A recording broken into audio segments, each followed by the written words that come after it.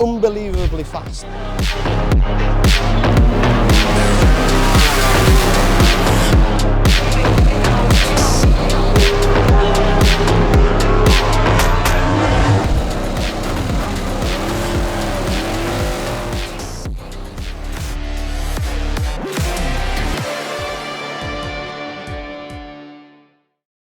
So this is day 2 of the Ducati MotoGP Experience. Last night we went for dinner with lots of Ducati clients who've paid to actually experience what I'm about to do, to ride the V4 S, the World Superbike and the MotoGP bike. But this is day 2, so we're just checking in. Some guys are already out on track warming up on the V4 S. I've got another medical test to do, which I'm just about to go do, and then another theory test, and then we're going to kind of get sized up for both the MotoGP bike and the World Superbike. Kind of just go again through the buttons, through the dash, what to do and what not to do.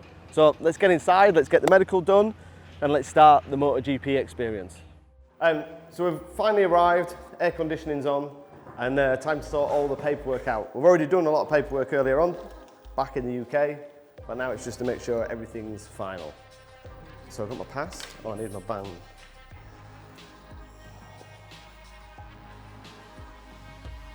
Okay, that's it. We're now official. Just the medical to do next.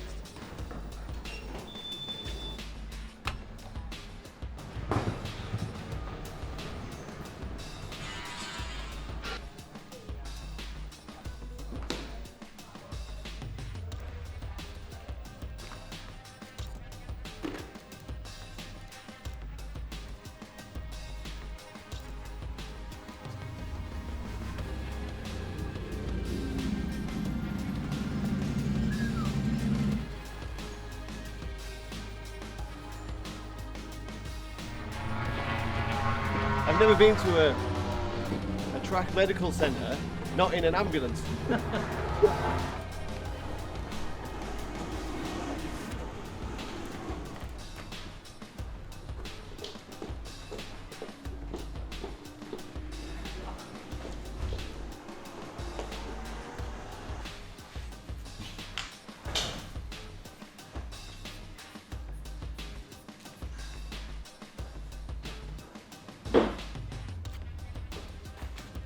Good.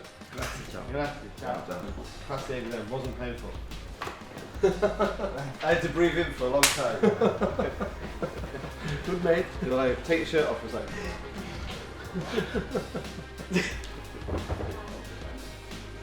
oh, so ready to go. How are you? You good? Very good. Good? Yeah, very, very good. This is a Misano track with the Ducati Panigale. Yeah. But who's riding on screen? He is? No, he's not a rider, a professional rider. Oh, okay, thank God for that. Because I was like, that's fast. Yeah, it is fast, 34. A minute before. Right. So he's not doing what's on screen? No, correct. But you can see over there, there's a dashboard, okay? So when it's red, it's a mistake. When it's green, it's okay. Then we are teaching it. I love the areas. Jesus, man. That is a beat. And then you knew that you put second also here. Yeah, I've always done that in second. Yeah. Second. Yeah. Second, apex point, very, very late at the apex point. Yeah. Use the acceleration, here second, third gear, 15, don't brake. Yeah? No, don't brake. Only reduce the gas. Yeah. Reduce the gas and don't anticipate, wait a lot. Don't need walls.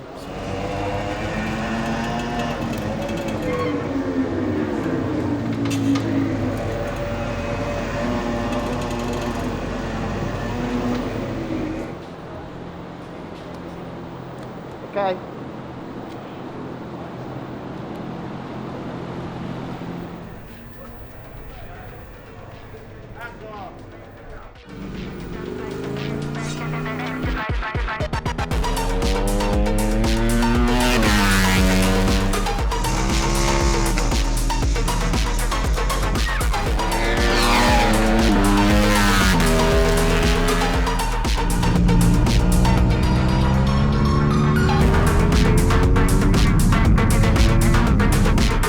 So we've just done the V4 S. Previous to that we did the simulator, but the simulator doesn't really give you the the feeling of riding this amazing track, following an instructor who is pushing. And we were definitely pushing there, it felt like it to me.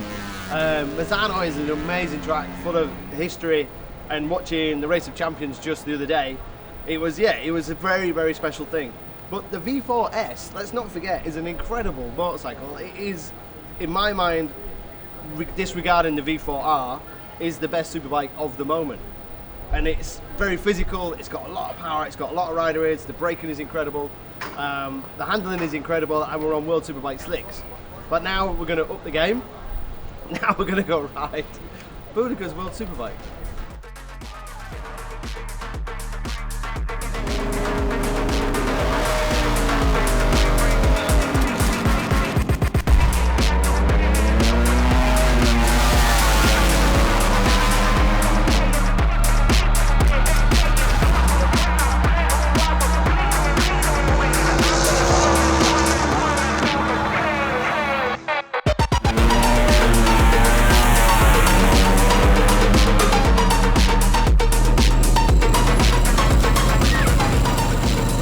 Okay, so we're going from V4S to Boudica World Superbike, which is an incredible thing to do.